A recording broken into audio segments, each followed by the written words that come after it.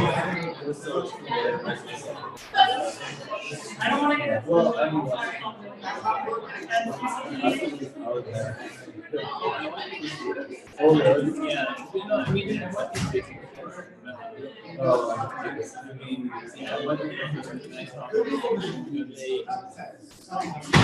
not a very big fan of this.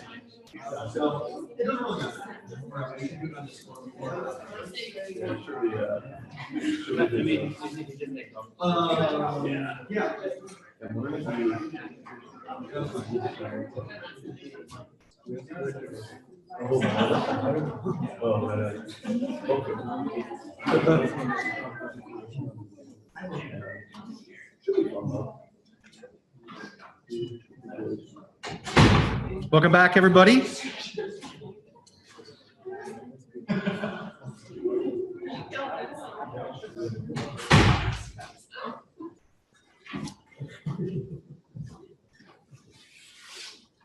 By way of introduction today, I'm curious if any of you are old enough to have seen a movie in 2001 called Zoolander. yeah.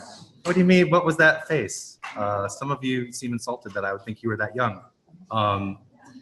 It's hard to judge once you become 45 or so. So I would love to begin with, I think it is a wonderful, over-the-top way of getting into, has anybody here heard the phrase, all models are wrong, some are useful?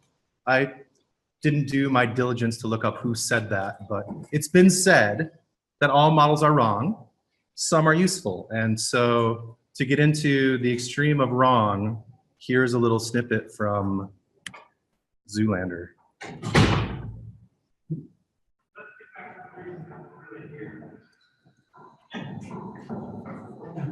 Without much further ado, I give you the Derek Zoolander Center for Kids Who Can't Read Good.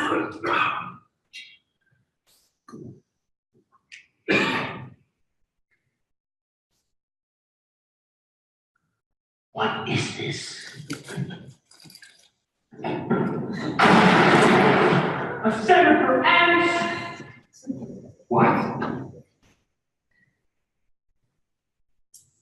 How can we be expected to teach children to learn how to read if they can't even fit inside a building? Derek, just I don't want to hear your excuses. The center has to be at least 3 times bigger than this. I love that. Yeah, so before we get to, I have another model that's wrong, one that I made, but does anybody want to characterize what went wrong in this demo? The designer is showing the client something, and the way it's received isn't as expected, it would seem. Does anybody want to explain why Derek Zoolander had the problem that he had?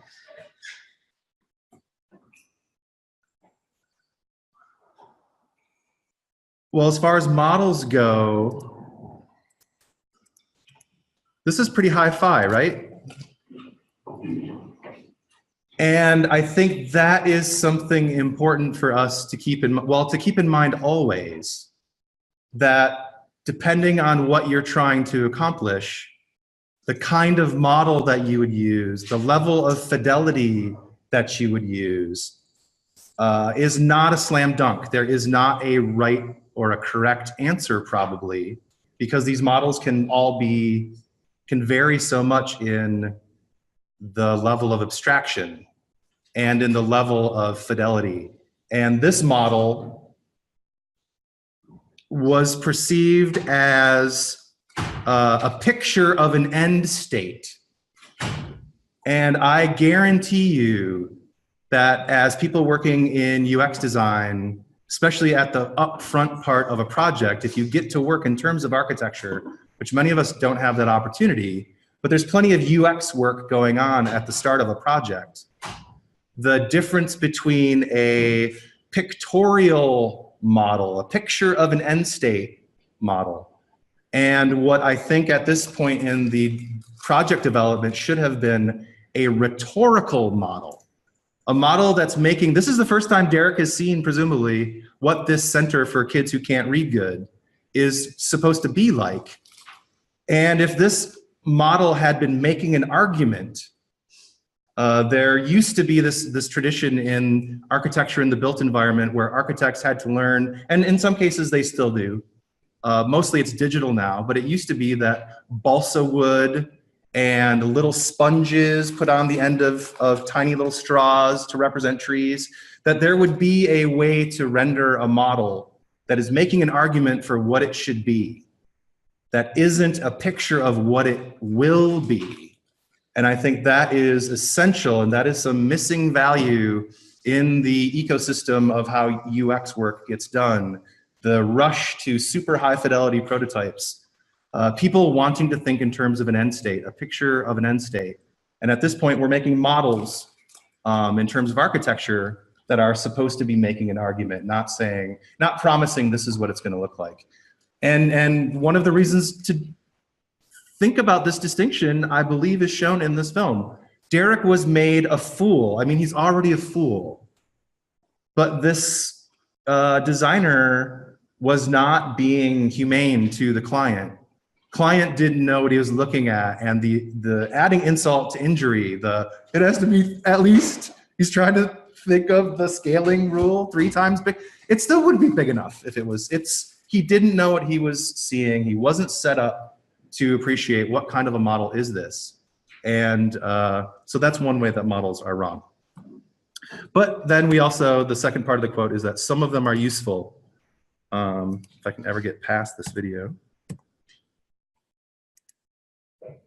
Here is a model that some people have found useful that I came up with in 2010 for thinking about information architecture. And when I came up with this, there was a contest that was sponsored by the IA Institute and funded by Peter Morville to encourage people to come up with better ways to explain information architecture. This was my entry in that contest, and it's had a little bit of traction. And where what I wanted to do was come up with a model that would encompass all of this great stuff that I've come to learn about the work of Richard Saul Wurman and architecting information prior to the advent of digital. What I've realized recently in starting to learn in my really dumb way the kinds of things that I want to learn along with you in class this term about AI, that this model is exactly in the heart of what's going on with artificial intelligence, and the stuff that you'll start doing you'll be doing in your groups today is trying to come up with models. And those of you who were in class last week, I thought it was a real treat to be shown this exceedingly simple way to model an environment. And my contention is that if we learned this language together, this modeling language, this approach to the right level of abstraction to start making some arguments about the way something ought to be put together, that this is going to position us well to do crucial work for those of us who want to get involved with AI, machine learning, all of that kind of thing. Because I don't know anything about this part of the field, I just like what you would do, right? I consume videos and I go to conferences. I try to find smart people who talk about this stuff. And Carol Smith, who works at IBM, gave a talk at Midwest UX a couple months ago that I watched. And I was in the way that if you fancy yourself to have come up with a good idea, to see that that good idea can interact with, catalyze with other good ideas, to see that the 2 pieces of this 3-part model that I like to use to talk about information architecture, that this is absolutely how leaders in UX who are addressing machine learning and artificial intelligence, this is how they're talking about it too. So I don't believe it's that big of a stretch to talk about IA as an essential pretext to AI. And that's a terrible thing to try to keep track of, the A's and the I's. But I believe that that's how it works, that there needs to be architectures of information on the front end then of training, creating, developing artificial intelligence. And this is not, and I love this note, and you should definitely watch her talk. There's a link to it in the slide. This isn't how humans learn. This is how we've come to teach machines to learn, by using things called taxonomies and ontologies. And she doesn't perseverate on those big words in her talk. It's a very accessible talk. And instead of talking about those things a lot, what she boils it down to here, I think this is where it sort of connects up with this object-oriented modeling stuff that we've learned, is that this is, you could call it annotation, you could call it modeling, but that we're getting at ground truth, that there's some combination of ontology, what things mean, and taxonomy, which are ways of arranging things. And in the case of these systems, it's often language that's being arranged. That what we're doing in terms of creating and helping make good artificially intelligent systems is helping to tell the truth. And I think that's marvelous. And I think that maps directly into what people like Richard Saul Wurman, Chris Alexander, the architects that we're using in this class this term are very much interested in using architecture to tell the truth. And I'm pretty excited about that too. There was a reading for today. I'm curious if anyone had read Invisible Cities by Italo Calvino in another course. One of us, two of us. There are a lot of reasons why I wanted you to read this. On the basis of beauty in literature alone, I think it's interesting. In terms of this being co-emergent in a really funny way with the work of Richard Saul Wurman. 1972 was a very important year. It's the year of my birth. And this book, Invisible Cities, came out in the same year that Richard Wurman was doing a conference called The Invisible City, which was the International Design Conference in Aspen. He was the youngest board member of that organization, and he was asked to chair the conference in '72, and he chose to call it The Invisible City. And these two works, Wurman made a book called Aspen Visible as one of the artifacts of that conference. There's also a special issue of Design Quarterly, much like the hats thing that I had you all look at. He did another full issue of that magazine called Making the City Observable. And so strange that at the same time you've got Wurman straining to find ways to make cities more visible, more transparent in the information about how they work, what's good, what isn't good, making the use of the city transparent to the people who needed to understand it. And at the same time, we have this strange work of fiction where cities, you start out thinking it's cities, plural, are being described in some of the most wonderful ways. And through this, spoiler alert, eventually you find out that it's about Kubla Khan and Marco Polo. And Kubla Khan loves to hear stories about cities. He says, tell me another city, tell me another city. And Marco Polo is entertaining the emperor, or whatever his heraldic titling was, Kublai Khan. And it turns out he's talking about Venice the whole time. And this idea that I can say whatever I want, but it's the listener who is going to affect that exchange. What happens? What kind of truth is going to be told? That the listener has a huge, if not massively determinant role in that exchange. And this idea that it was the ear of Kubla Khan that could only hear certain things, and that's why Marco Polo had to render this description of his beloved Venice in so many different ways, because the ear was needed to hear them as different, let's say. And I connect that up, really tightly couple that with this quote that Molly put in the textbook from Christopher Alexander. And I think this is the thing that we need to look out for. And I think this is something that we could be proud of if we brought this to business, to enterprise, to the kinds of environments we're going to work in. Just to be present with this notion that the way that we're putting all of this together is predicated on making it so that the computer can solve the problem. And that is hugely biasing any kind of truth that we can tell. Much like the readiness of any hearer as a participant in this knowledge exchange that we call communication, that they have to be ready to hear it. There's this danger in the kinds of work that we all can do where we cater to what the computer wants to hear, and that our attempts to make the computer be able to understand, which is this assignment, right? You've got a minute or more, sometimes less, of audio of somebody talking. How do you make a computer understand that? Just framing your problem space that way is going to influence what you do. And I love the way that Tom taught us a way of modeling this stuff, where computers are not the only reader, where it's making all of these relationships that we're modeling legible to humans, telling a human truth at the same time it's trying to tell computers about that truth. Another slide from that presentation by Carol Smith. These artificially intelligent systems are only as good as the data and time that we spend improving them.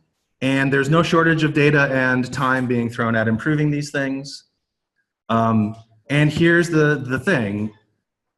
They get biased based on what they are being taught. I think there might be a typo in the slide, I'm not sure. But I will verbally amend it to say, these things are biased based on what they are taught. And there are, if you look up Siri fail, it's funny because it's true, and then there's some tragic ones in there, and I didn't know if they were concocted, so I didn't want to bring those in here. But here's one from Luke Robleski that I think is pretty true. His wife's name is Amanda. Siri, what can I help you with? Luke says, send Amanda my current location. Siri says, okay, I'll send this to Amanda Robleski, got that right. And the message text is my current location. There is a way of modeling human behavior that could have caught that. Seems like an obvious one, right? Those of you who have used other artificially intelligent helpers, Siri seems to be stunted in her development relative to, my sense is Alexa probably could have pulled this one off. Or what is donkey in French? And looks like there's about 15,000 of them, I guess. Yeah. Population history from 61 to 2008. Wonderful information. Not what we are asking for. So there are biases in how these things have been trained. Would you not agree? And what I really am hopeful for, what I want to see some of you do in the world, is to find ways to build, to teach these systems to have better biases, to teach these systems to honor humanity. Apropos the thing that Paul Daniels didn't want to talk about, he talked about it as being something about PC. How do we address justice in terms of humans and their needs to use bathrooms? I think if we were involved in this project, we could create a model that describes that human reality. There are at least 2 different ways to make this model. And one of them incorporates and encompasses everything that the other wants to make happen in the world. The model on the right, that there's a one-to-one cardinality relationship with gender for a person, and you pick one. If we set up an object model, if we were helping build a computer world that is attached to the physical world, if we chose to set that up to tell the truth about the environment, as a person has gender, and the cardinality, it's a 1 to as many as we like. Both of these could be formalized, codified into the system. This is the sort of thing that would teach an artificially intelligent system how to think about the world. For any of you who have tried to make a little tiny improvement to a website form, to change a binary gender form to be something other than that and have been told no, this is a picture of one of the reasons why. Somebody made a model of the world. All models are wrong. Some of them are useful. The one on the left is more useful. It can do what the one-to-one mapping people, someone like Paul Daniels, let's say, I don't know for sure that that's his belief, let's say that it is, everything that he wants to accomplish can be accomplished by the one on the left, not so the other way around. And at the level that we would be working at, who would be anticipating this? At this very low level of object description, that we would be, and I loved, some of you may have heard it, Tom said it as an aside last week, software, all software is, the code that people make off of this, is formalizing and adjudicating policies. That's all software is. You could say the same about the built environment, the way that Paul was showing it to us. When he signs his name on that set of drawings for the building, he's saying that this is up to code. This complies with a formalized set of policies that have been adjudicated in a certain way. In the built environment, it's through the licensure of architects. In our environment, it's still pretty fast and loose. I encourage you to be a member of the Information Architecture Institute, but we don't have a code of ethics that would help you make this decision. Building one or the other of these models would probably take equally as much time. But the choice that you make, back to telling the truth, establishing the ground truth for what the system can learn, here's more proof of what Richard says. The organization of information creates new information. One of these creates new information about what people are like. The other one closes that down and makes it very limited. So I'm excited to be able to use this way of describing, and I sent this to a colleague of mine who is a trained business analyst. I am still dumb enough in this that I drew these on my computer, and then I had to send them to Daniel at my office to say, is this right? Is this methodologically correct? And he said, yeah, you're right. So my little dumb ones, those are right. And then he was fascinated by this, so he started to play with it too. What is a bathroom? If we had the object of bathroom, if we're working in the way that buildings are built today, computer systems describe all of this stuff. So what is a bathroom?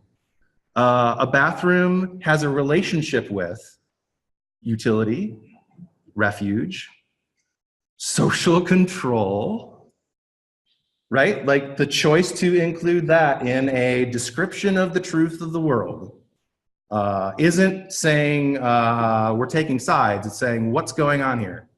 What are the forces in the environment? And whether or not the model on the right there, there's no cardinality involved there, and I'm not sure if gender has, I think it has more than 3. So I would go back to, I prefer my model for that piece of this. And because this doesn't have the cardinality, it's got a box around it, right? So that's kind of making it look like there's just 3. But how you choose to set this up can be a reflection of your values as a maker. They can be a reflection of your client's values. And if you choose to be at variance with those, whether or not you let on, if I'm working for a very conservative organization and I'm building a model like the one on the left here that allows for their preferred model, is that something I need to talk about? Is that a thing in the stand-up at the end of the week? By the way, we finished the database for the blah blah, and I left the door open for somebody to have a more generous idea of gender than what you have.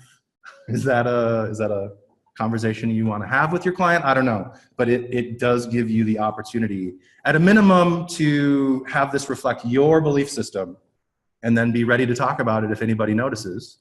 And at a maximum, it's another opportunity to talk about formalizing, working through what are the forces in the environment that this thing needs to work for. So I love this stuff. Yes, and those of you who read to the end, so after Marco Polo lets Kublai Khan in on his secret, he's been talking about Venice all along. Then somehow they're flying through the air, or no, they're looking at an atlas of all of the territories that Kublai Khan has conquered. And one of the territories on the map is the set of concentric circles described in Dante's Inferno. And the response of Marco Polo to seeing that on the map, that we could seek to learn and recognize who and what in the midst of the inferno are not the inferno, and then make them endure, give them space. Something about the way we draw the map could protect those who are unjustly in hell, that we could restructure. We could make maps and models that would allow a more just way for people to endure and to give space to all people. So, for today, we have a very strange thing. I have a folder full of MP4s on the Canvas site. Each one of those is named for your group, and each one of those is screen video of me recording my Audible player, playing snippets of audio from a Twin Peaks Agent Cooper talking into his microphone. So I'm going to invite you, after we take a very quick break, if we're not sitting in groups, let's sit in our groups. And then I will play all 12 of these audio snippets. We will listen to them aloud together. We're not going to solve them in real time, but I want everybody to make a visual head-nodding agreement with their group that you agree that you can make an object model, what do we call these things? Yeah, so that you can take all of the objects that are, everything he talks about in there, turn it into an object, describe the relationships, make a swim lanes, activity diagram rather, that thing in the middle, and make a use case diagram. Those three kinds of diagrams. That's the assignment for next week. I think some of you could get done in the next 2 hours. These audio things are very short, but I would encourage you not to. You can have fun with this, believe it or not. My whole purpose in here is to have fun. So we are going to listen to those, establish, mutually agree that we can do this. There is, some of you may know that Richard Selwerman is famous for many things. One of the things he's famous for, after he closed his architecture practice, he moved to LA and he didn't know how to get around. So he made a guidebook, and it's an extraordinary kind of guidebook that organizes information like no other guidebook ever did or has since, and sold millions of these and became a rich and successful designer. There is a wonderful one of Tokyo. He was doing multiple of these for many years. Some of you may recall, I don't know if he said this to us, but he said it to other courses that I've taught that he's Skyped into, that nobody ever asks him to do anything. The reason that he's his own client is nobody ever asks him to do anything. Here is an exception to that. That's not totally true. It feels true to him on a day-to-day basis. But here's at least one exception. The makers of Twin Peaks, David Lynch and Mark Frost, knew about these access guides and wanted to make an access guide to the fictional world of Twin Peaks. I have, because Richard believes in the right to copy as opposed to copyright, I've scanned this whole book and it's available to you. It's in the Canvas site. And between listening to the clip, Googling, because people are insanely enthusiastic about this series, for you to understand who are the people talked about in these clips, what are their jobs, how do they fit into the diegetical universe of Twin Peaks. If you want to watch the whole first season, great. It's on Amazon Prime, and that'll take a long time, and you'll like it. It's very violent, and it's got a lot of problems.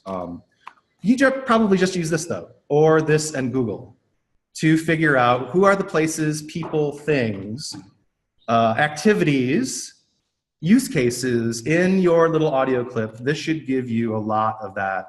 I am also a subject matter expert on this and would be happy to help you out, but I think part of the fun is this discovery. One of the first things you need to do, though, is to figure out how to turn your recording into what the cool kids who work on IA, that's what we do, AI, would call a corpus. You need to turn the audio into text somehow. And some of you might even know fancy ways that you can use computers to analyze this text for you.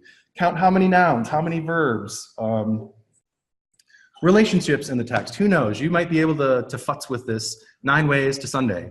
But at a minimum, in order for you all to do this work, I think you're going to need a transcript that you all can be working off of all of the things that are said in the clip. So that would be something to figure out together today. And you could do it together in real time, although if you stay in the classroom, that might be pretty loud to be listening to the short recording and try to transcribe it. But that would be step one. Yes? Oh, common slash feeling slash question. Yes. So for me coming from a different country and culture, I realized when I first heard this, I'm like, okay, what is this? And then I Googled something and realized there's this whole TV show. I don't know how big this story is internationally. Maybe compared to Sherlock Holmes, that one I'm more familiar with rather than this one. So my thought is like, okay, when I'm not familiar with the background, less attached to or resonate with this kind of story, how much can I still contribute to figure out the relationships of the characters in this series?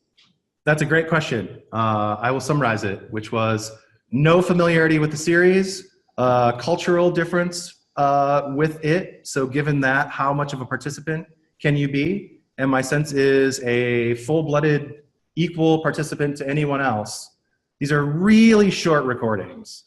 And just by Googling who is blah blah from Twin Peaks, and just by flipping through this, which you should be able to figure it out. But the reason I feel comfortable doing this to you has to do with what Tom Malash told us last week. If you are listening to an interview with people that you are just day one of stakeholder interviews, you don't know anything about the client world, right?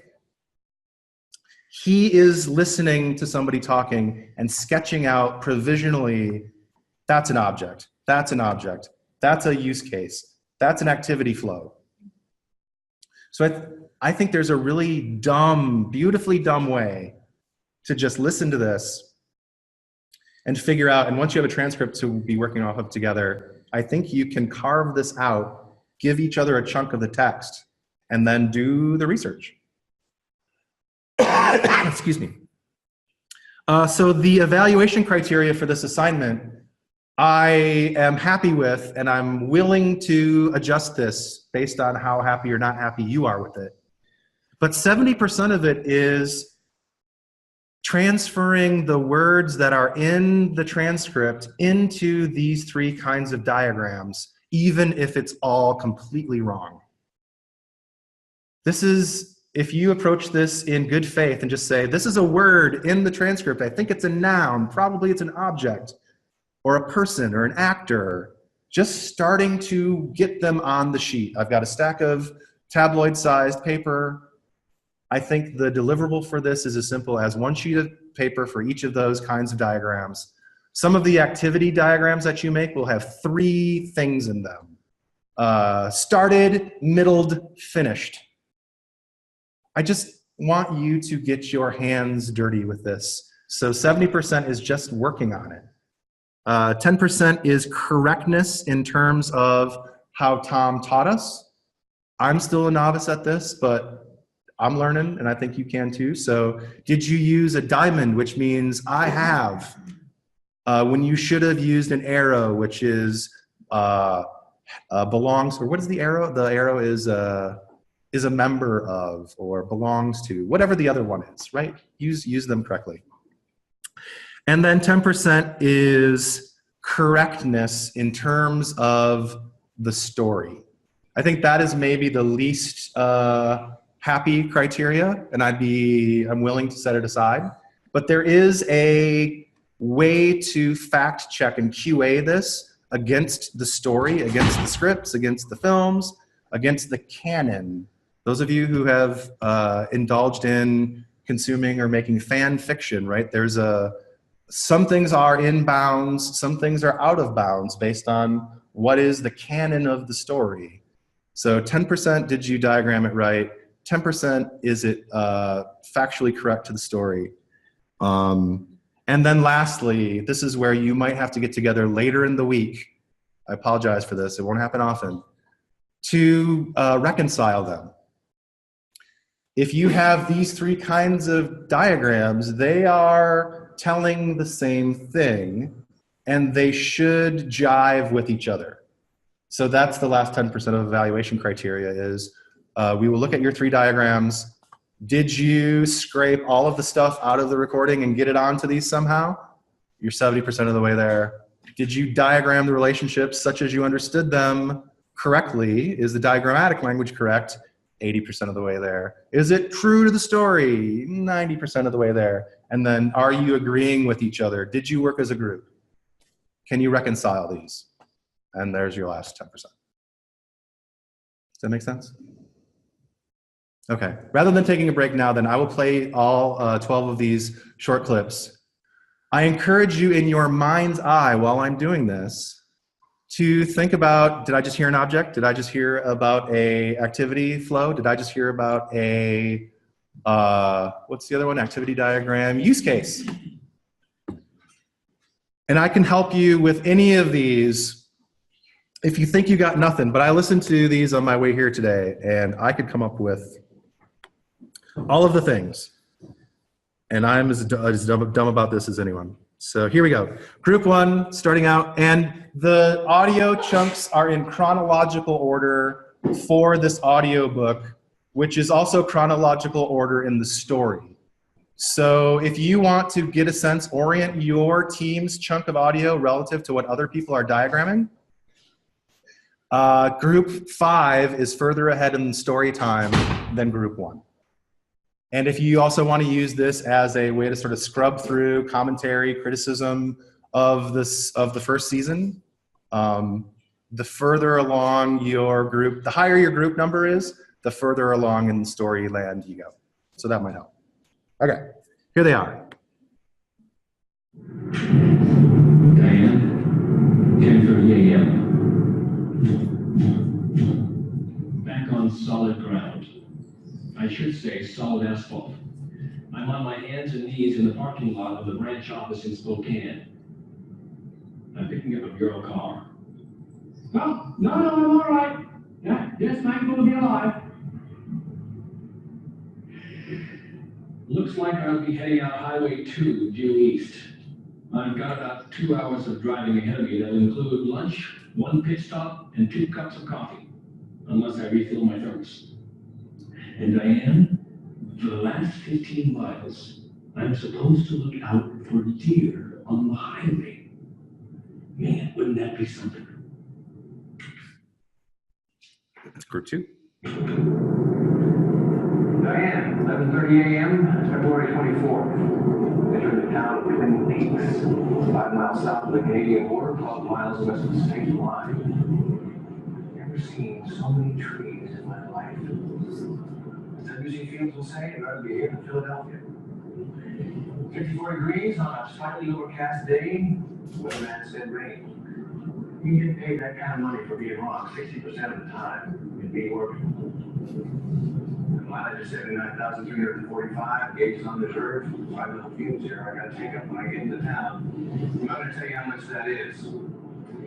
Lunch was $6.31 at the Lamplighter Inn. That's on Highway 2 near Lewis Fork. That was tuna fish sandwich on whole wheat, slice of cherry pie, and a cup of coffee. Damn good food. Diane, if you ever get up this way, that cherry pie is worth a stop. Okay. So I'm gonna be meeting up with the Sheriff Harry S. Truman. And we go hard to remember that. We'll be at the Kalamazoo Memorial Hospital. We're gonna go to intensive care and take a look at that girl who crawled down the railroad tracks off the mountain. The picture I'll be checking into a motel. I'm sure the sheriff will be able to recommend a clean place, reasonable price. That's what I need. Clean place, reasonable price. Oh, Diane, I almost forgot. Got to find out what kind of trees these are. They're really fun.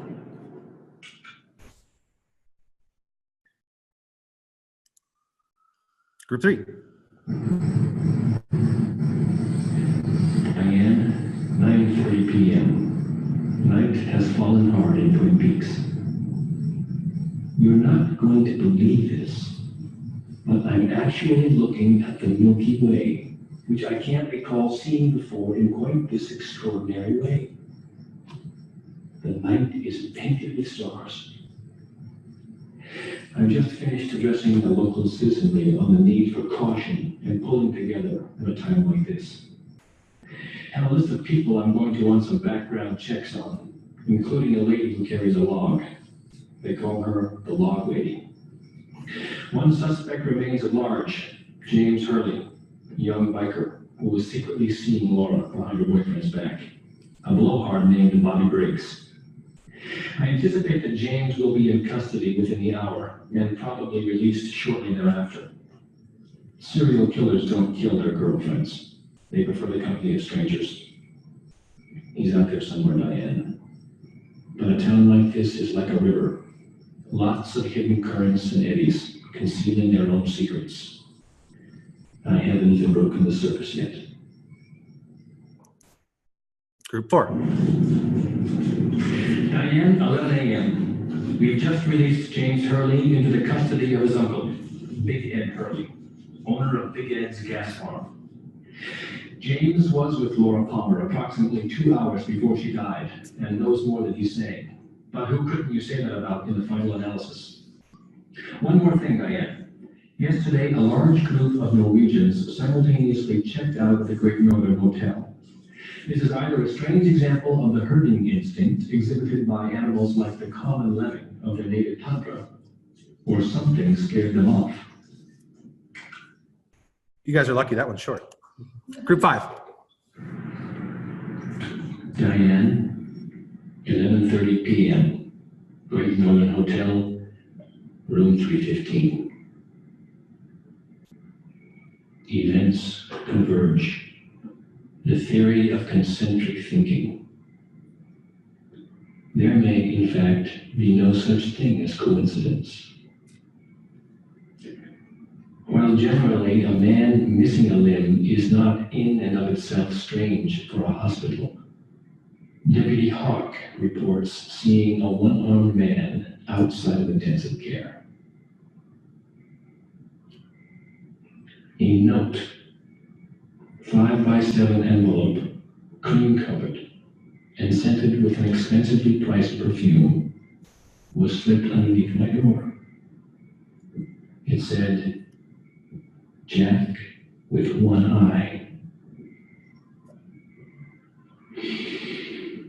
Now to sleep, perchance to dream. Group 6. Diane, 10:25 a.m., Twin Peaks County Morgue.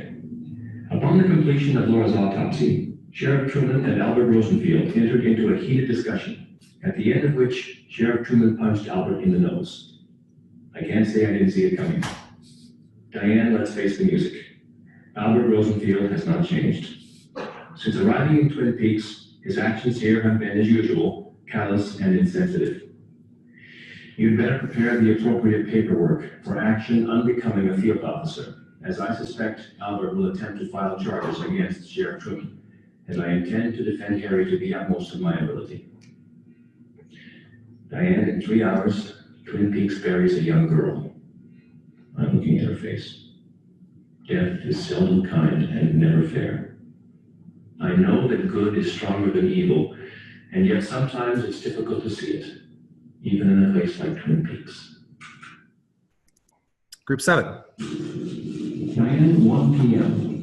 Note the following. Harry S. Truman is not just infatuated, he's fixated with mill owner Josie Packard. There's a mysterious quality about her, an unsolved mystery, spelled D-A-N-G-E-R. Run a check on Mrs. Packard, widow of Andrew, maiden name unknown, Chinese national, immigrating here via Hong Kong 6 years ago. I'm fond of Harry Truman. The thought that he may be in over his head is troubling to me. Here's hoping I'm way off the mark. Diane, continuing with notes from observations of the physical relationships within the closed confines of the station house. Lucy, the receptionist, is sending out signals that she is, 1, very upset with Deputy Andy Brennan, and 2, very pregnant. Oh, Group 9. Almost skipped you. Diane, what you're about to hear is deeply disturbing.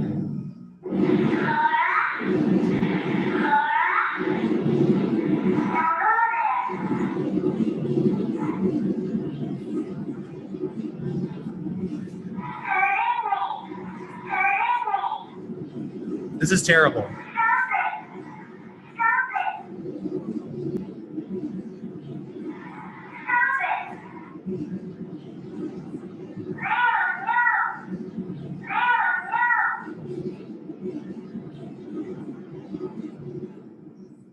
That was the last entry Waldo the miner made. A bullet entering from outside the station ended his shiny-eyed, beaked, and feathered life. Deputy Hawk gave chase, but was unable to apprehend Waldo's killer. It is possible that whoever assassinated Waldo is the killer of Laura Palmer.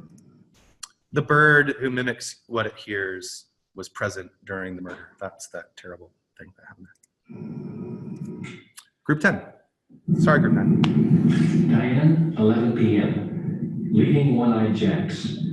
Jacques Renault is hooked and will be reeled in by Sheriff Truman and his men as soon as we get him back stateside. The truth of what happened that night at Jacques' cabin is as ugly as one could imagine. The broken chip, the bird, all of it. There's a feeling of death in the air, Diane. I can't explain it, but it's as tangible as the air I'm breathing. Maybe it's the evil that Harry talked about. Something is dark and primitive in these ancient woods. And I'd like to be stretched out in front of a warm fire somewhere. No such luck. Group 11. Diane, past midnight, Calhoun Memorial Hospital. Jacques Renault is in custody, suffering from a gunshot wound to the left shoulder. Deputy Andy Brennan shot him, saving Harry's life. Jacques did not kill Laura Palmer. He was a player in this game. Our attention now turns to Leo Johnson, still at large. Diane, I suspect the events of this night are far from over. Dr. Lawrence Jacoby is resting in intensive care, suffering from a heart attack and/or physical assault. Possible relationship to this case, unknown, except for one item. 2 hours ago, Dr. Jacoby claims to have seen Laura Palmer alive. Diane, please also note that James Hurley has been arrested for possession of cocaine found in the gas tank of his bike. The informant leading to this arrest was apparently Leo Johnson. I believe I need a large cup of hot, strong coffee. And lastly, Group 12. Diane, 9:15 a.m., Calhoun Memorial. Doc Hayward says I can expect to live a full, normal life, which should be a new experience in and of itself. If one could buy stock in the medical supply business in Twin Peaks, Diane, this would be a good time to jump in. To summarize briefly, Leo Johnson checked in at approximately 5 a.m., suffering a single gunshot wound to the upper chest. Condition critical. Jacques Renault apparently checked out a short time later, due to murder. Pete Martell is suffering from second-degree burns and smoke inhalation, as is Shelley Johnson, suffered at the Packard Mill, which had a large fire last night. Catherine Martell is reported missing, possibly a victim of the fire. Also missing is Josie Packard. Is there something more than coincidence at work here? And Big Ed's wife, Nadine, is in serious condition and attempted suicide. Pills, I believe. Diane, have you ever had one of those days? One other thought, Diane. Have you ever known any really tall men? Okay. So group members, does anybody dispute that you could make some sort of a crude activity diagram, some kind of very simple use case, and an inventory of the objects on the basis of these recordings? I have a question. Sure. He uses a lot of analogies. How do you, do you diagram this at all in your work? I think the goal is to get all of the utterances encompassed by the models. And what's so funny about this, when I started having this fantasy of what if he was talking to an artificially intelligent system, what he says to Diane, we don't even know if Diane is a real person or not in the first season. And his approach to solving this crime is abductive in the extreme. And so just how much of the texture of his experience stuff he says is pertinent to solving the crime, I'm not sure, but I think it's a fun conceit to say, assume that he thinks all of this signal ought to be considered by the artificially intelligent crime fighting system that it's being given to. That's part of the fun of these black boxes is we don't know how it works inside. And if we set it up with some ontological and taxonomic structures that describe most of what's going on there, that's why we like these boxes, is sometimes they spit out something helpful on the basis of making a connection that we don't yet anticipate. So that's a long way of saying, and apropos that 70% of the grade being, bleh, get the stuff in the recording onto the paper. I think the most jammed up piece of the paper would be the objects. And some of the other stuff, the use cases and the activities, I would like you to play if you can, if you're up for it. Yes? I just wanted to point out that I found a transcript of every day on the internet. It's at, you want to write this down? Yes, please. ppbrewingcode.com/Diane.html.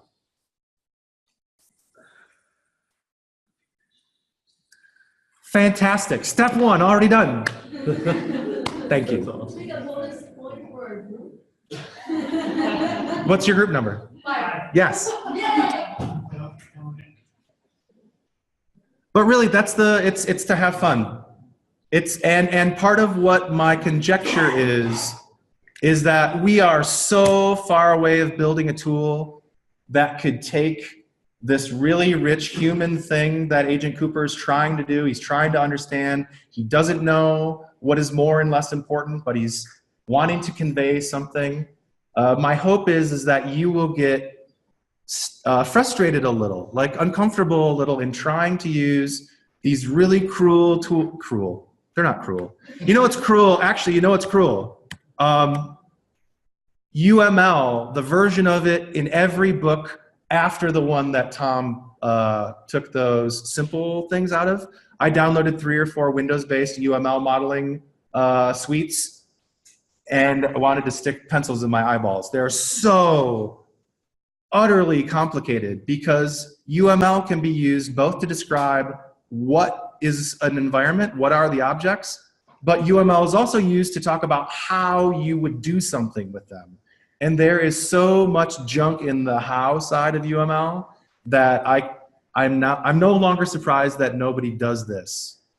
If you are trying to use that whole palette of UML, it's terrible and there's too much. But I think if we focus on this little dumb set of things that Tom gave us, this could be fun. You may find a way to describe in relationships and objects something like seeing the Milky Way. That was a use case. Was that also, what were the steps involved? If you would like to project into these what's missing, either what's missing from your analysis or it may be out there in the canon and you're not responsible for all of that. If you are not sure about something, put a dotted line around the symbol, because that's information too. If you would like to, if your recording just has something about looking at the Milky Way, if you want to project that into an activity, what are the activities Cooper probably engaged in around considering the stars, looking at the Milky Way? Just put those, make some sort of a custom annotation, and then we'll know about that. And so then when we come back together next week, what I want to do is I have a down-facing document camera, and what I want to do, I want you to have 3 pieces of paper, and you can send these in as digital files and I'll print them out, but you can just show up next week with 3 pieces of paper. They can be handwritten, and I will point the document camera down and we'll listen to the recordings again, and I will move the camera eye to the part of the diagram that is describing it, and we will use that as a real-time sense of validation, and then we'll talk about it a little bit. So that's what I've got in mind. There's 2 hours left if I shut up, and you can feel free to ask me anything at any time. If you want a subject matter expert question about how did X relate to Y, I will shoot that off to you night and day. Just send me emails and I will get you the answers that you need. When it comes to questions about the diagramming stuff, I'm as dumb as you are about this. So you feel free to ask, but my way of working through it would be similar to yours, which is going back to Tom's deck, seeing if there's something that Tom taught us that is relevant to that, and then lifting it. So I would be doing what you're doing. And part of the discomfort of learning how to do this is not knowing how to do it yet. So I would encourage you, this is not saying don't ask questions. This is saying if you allow yourself to be uncomfortable with it longer, that's probably better for you than if teacher tells you how to do it. Asterisk, teacher could be wrong. Asterisk, asterisk, often is wrong. Okay? Great. Let's take a break. Come back when the big hand is on the 3. You are not required to stay here to work on this. You can go find some place to work on it. The benefit of staying here is if you do want Leah and I to help you with this. And in the meantime, I will put this URL to the transcripts on Twitter and on the course website. And thank you, Group 5. You're already winning.